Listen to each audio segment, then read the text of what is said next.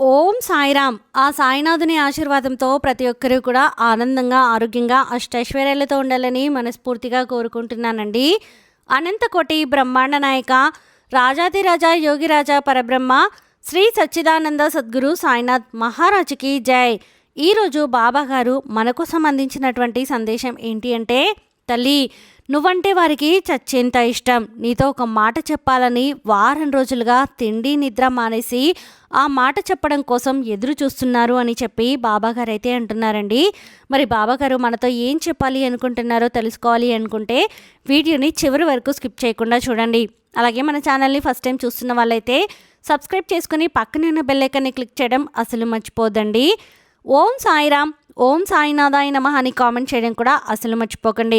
ఇక బాబాగారు అందించిన సందేశం గురించి చూస్తే, తల్లి, ఇప్పటి వరకు కూడా నీ వారు ఎవరు, పరాయి వారు ఎవరు అని చెప్పి గుర్తించలేనటువంటి స్థితి నుంచి ఇప్పుడు నీ మీద నిజమైన ప్రేమను చూపించేవారు ఎవరు, నీ మీద నటనని చూపించేవారు ఎవరు, నిన్ను అవసరాల కోసం మాత్రమే వాడుకునేవారు ఎవరు, అలాగే నీకు మంచైనా చెడైనా కానీ నేను తోడున్నాను అని చెప్పి అండగా నిలబడేవారు ఎవరు అనేది ఇప్పటి వరకు కూడా నీ యొక్క జీవితం నీకు నేర్పించిన గుణపాఠాలలో ఎన్నో నువ్వు నేర్చుకుని ఉంటావు. అయితే ఒక్కటే మాట, నీ కోసం కూడా, నీ యొక్క మాట కోసం, నీ యొక్క పని కోసం, నీ యొక్క పలకరింపు కోసం, నీ యొక్క ఫోన్ కోసం ఎవరో కాదు, నీకు ఇష్టమైన వారు, అలాగే నువ్వంటే వారికి చచ్చేంత ఇష్టాన్ని ఉంచుకొని కూడా వారు నీతో ఎన్నెన్నో చెప్పాలి అని అనుకొని కూడా కుదరక సమయం అనేది ఇప్పుడు సరైనది కాదు అని చెప్పి ఆలోచించుకొని ఎన్నో రకాలుగా ప్రయత్నం చేసి వారు నీతో చెప్పాలనుకున్నటువంటి మాటలన్నిటినీ కూడా వారు బిగపట్టుకొని వారు నిద్ర కూడా మానేసి ఒక్కొక్కసారి నీ గురించి తలుచుకొని ఆలోచించుకొని తిండి కూడా మానేసి మనసంతా కూడా గందరగోళమైన స్థితిలో ఉంచుకొని చచ్చేంత ప్రేమ నీ మీద ఉన్నా కూడా ఏ విధంగా ఆ ప్రేమను చూపించాలో కూడా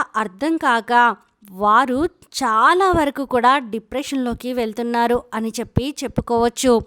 అసలు ఆ వ్యక్తి ఎవరు, ఎందుకు నువ్వంటే వారికి ఇంత ఇష్టము, ఎంత ఇష్టం నీతో చెప్పాలి అనుకుంటున్నారు, అలాగే నీ ఫోన్ కోసం ఎందుకు ఎదురు చూస్తూ ఉన్నారు అనేది కూడా చెప్తాను. జాగ్రత్తగా విను తల్లి. ఎందుకు అంటే ఇది అందరికీ వర్తించే విషయం అయితే కాకపోవచ్చు, కానీ కొంతమందికి 100లో ఒక 50 నుంచి 60% మందికి వర్తించే విషయం. ఎందుకు అంటే కొంతమంది కొన్ని జీవితాలు అనేవి ఏ విధంగా ఉంటాయి అంటే కనుక వారికి నచ్చినట్లు కాకుండా కొన్ని పరిస్థితుల కారణంగా వారికి నచ్చని పనులు కూడా చేసుకుంటూ జీవితంలో అడుగు ముందుకు వేయాల్సి వస్తుంది. అలాగే వారికి నచ్చని జీవితంలోకి అడుగు పెట్టినప్పుడు వారి యొక్క జీవితం అనేది ఇంతే, ఇంకా వాళ్ళు అనేవారు వీరే, ఇక వీరితోటే నా జీవితం ముడిపడి ఉంటుంది, వీరిని జాగ్రత్తగా చూసుకోవాలి, వీరిని ప్రేమగా చూసుకోవాలి, వీరికి అండగా నిలబడాలి, వీరికి సపోర్ట్గా ఉండాలి అని చెప్పి ప్రతిదీ కూడా ఆలోచించుకొని కొంత మానసిక పరిస్థితిని అనేది ఆ యొక్క పరిస్థితులకు అనుకూలంగా సిద్ధం చేసుకొని చాలా వరకు కూడా జీవితంలో కొన్ని ఇష్టం లేనివి కూడా మనసు చంపుకొని చేసేవారు చాలామంది ఉంటారు. అలాగే నీ జీవితంలో కూడా ఈ యొక్క వివాహ బంధం ఏదైతే ఉందో ఆ వివాహ బంధం అనేది నీ యొక్క పరిస్థితులలో నీకు నచ్చినప్పుడు నీకు నచ్చిన విధంగా జరిగినది కాదు.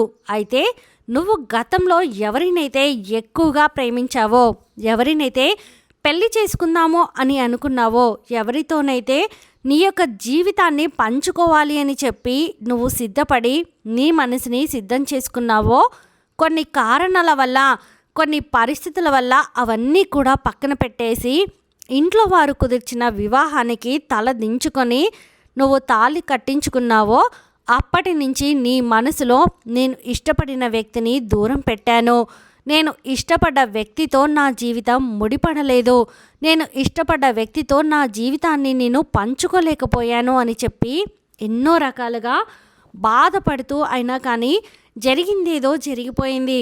కానీ నా యొక్క కుటుంబం ఇప్పుడు నాకు ముఖ్యం, నా భర్త నాకు ముఖ్యం, నా బిడ్డలు నాకు ముఖ్యం. ఇప్పుడు ఏదైతే జరుగుతుందో ఇదే, ఈ యొక్క జీవితమే నాది అని చెప్పి గతం గతహ అని చెప్పి మర్చిపోయి గతం తాలూకా చేదు జ్ఞాపకాలు, గతం తాలూకా తీపి జ్ఞాపకాలు, గతం తాలూకా మధుర జ్ఞాపకాలు అన్నిటినీ కూడా పూర్తిగా మర్చిపోయి ప్రస్తుత పరిస్థితి గురించి ఆలోచించుకొని అసలు ప్రస్తుతం ఏంటి అని చెప్పి మనసుని సిద్ధపరచుకొని ప్రస్తుతానికి నేను ఏ అన్యాయం చేయకూడదు, న్యాయంగా నిలబడాలి, న్యాయంగా నా బిడ్డలను పెంచాలి, నా బ్రతుకు నా జీవితం నాకు నచ్చినట్లుగా గడవలేదు అయినా కూడా పర్వాలేదు, నా జీవితంలాగా నా బిడ్డల జీవితం అవ్వకూడదు, నా జీవితంలాగా వీరు ఏ కోరికల్ని కూడా చంపుకోకూడదు, నా జీవితంలాగా దేనికి కూడా సర్దుకుపోయి బ్రతకకూడదు, వీరి కాళ్ళ మీద వీళ్ళు నిలబడాలి,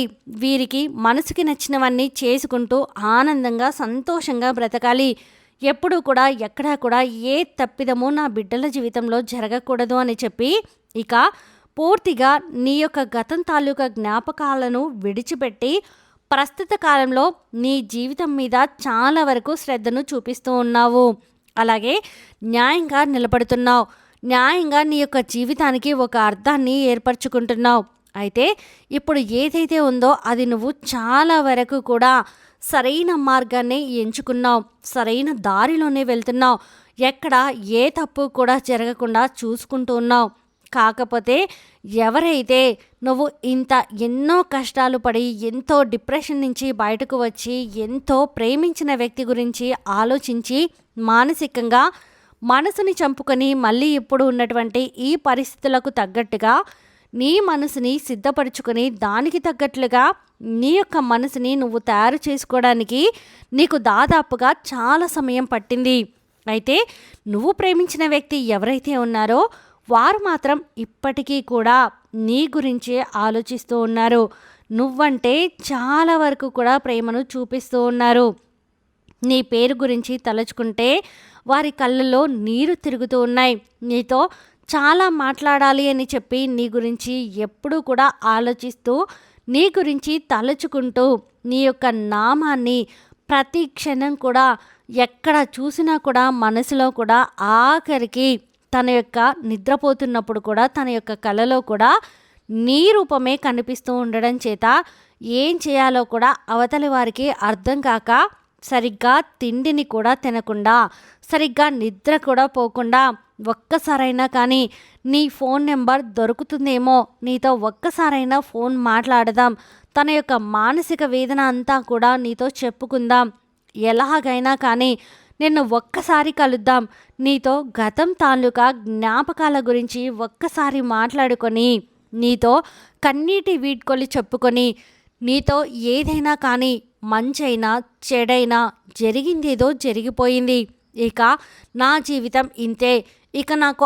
ఆ యొక్క మనసుకి నచ్చిన కోరిక ఈ జన్మకు తీరలేదు అని చెప్పి తను చాలా వరకు కూడా బాధపడుతూ కృంగిపోతూ కృషించిపోతున్నాడు అని కూడా చెప్పచ్చు.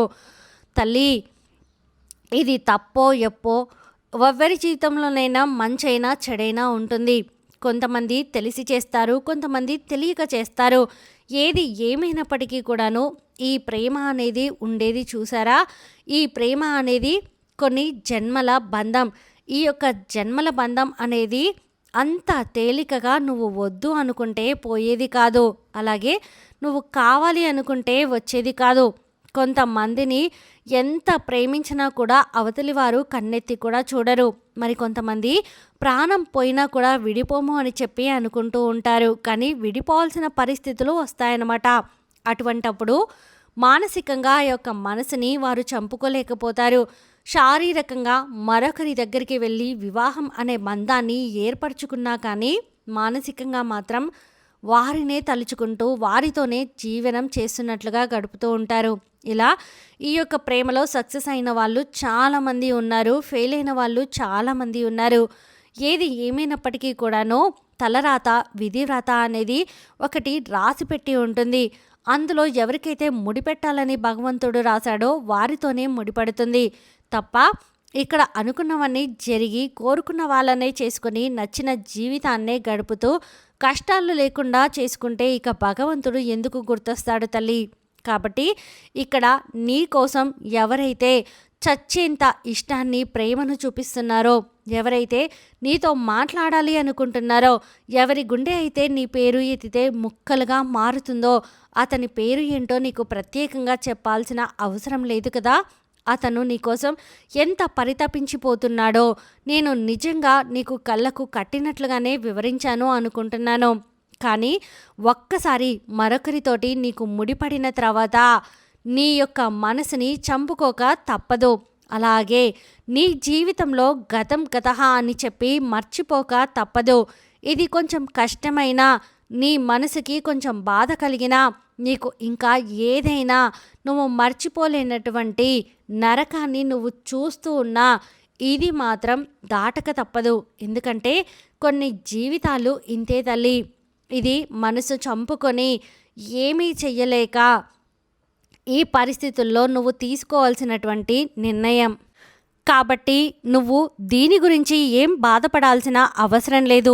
బాధ లేకుండా ఎలా ఉంటుంది బాబా, బాధపడాలి కదా, బాధపడే సమయమే కదా అని చెప్పి నువ్వు నన్ను అడగవచ్చు. కానీ బాధపడడం వల్ల నువ్వు సాధించేది ఏది లేదు. మానసికంగా చాలా కృంగిపోతున్నావు. మానసికంగా ఎంతో వేదన నువ్వు అనుభవిస్తున్నావు. ఎవరితో కూడా చెప్పుకోలేవు, ఎవరితో కూడా పంచుకోలేవు అని నీకు నాకు తప్ప ఈ విషయం ఎవ్వరికి కూడా తెలియదు అని నాకు కూడా బాగా తెలుసు తల్లి. కాబట్టి ఏది ఏమైనప్పటికీ కూడా నువ్వు సంతోషంగా ఉండడమే ఈ తండ్రికి కావాలి. నీకు చేయవలసిన కర్తవ్యం ఏంటో నీకు బాగా తెలుసు. ఈ తండ్రి ఎప్పుడూ నీకు తోడుగా ఉంటారు అని చెప్పి బాబాగారు అయితే అంటున్నారండి. ఈ వీడియో మీకు నచ్చితే ప్లీజ్ లైక్ చేయండి. మరికొంతమంది సాయి భక్తులకు వీడియోని షేర్ చేయండి. ఫస్ట్ టైం ఛానల్ని చూస్తున్న వాళ్ళు సబ్స్క్రైబ్ చేసుకొని పక్కనున్న బెల్ ఐకాన్ని క్లిక్ చేయండి. సర్వేజన సుఖినో భవంతు. ఓం సాయిరామ్.